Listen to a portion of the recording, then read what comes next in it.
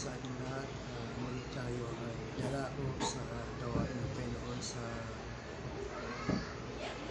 ito. Ngayon po ay ating ninayahan na makisa at habang kayo ay nanonood sa video nito ay kayo po nawa ay pagpalain ng ating Diyos. Patuloy po tayo na pagpalain ng Panginoon. Nawa ang gawain ito ay hindi magpapakala sa inyo. Napakahirap po tayo sa maraming persona.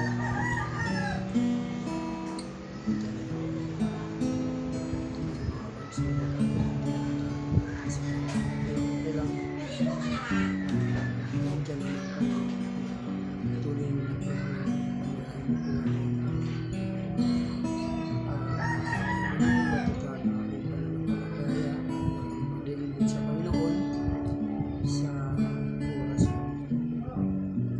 So, mag-point tayo sa gawain sa ministry. Sana tulungan natin po makapag-survive sa araw-araw. Kasi wala talagang income. Ang bagay ng Panginoon. Ano man nangyari sa aking paglilingkod sa Panginoon sa gawain. Kaya ito ako para purihin ang Panginoon. Sana samahan niyo ako sa hapon.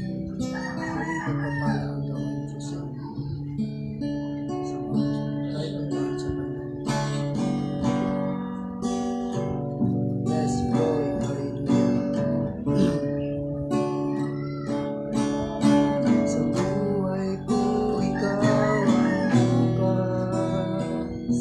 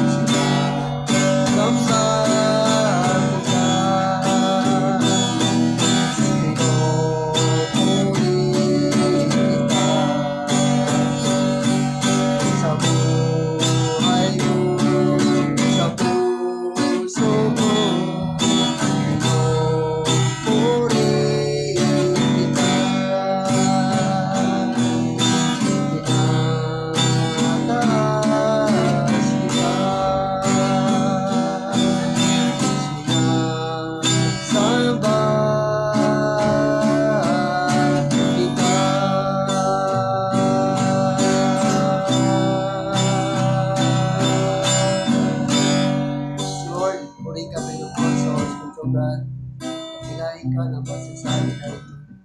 At yung mga anak man sa ibisan ka sa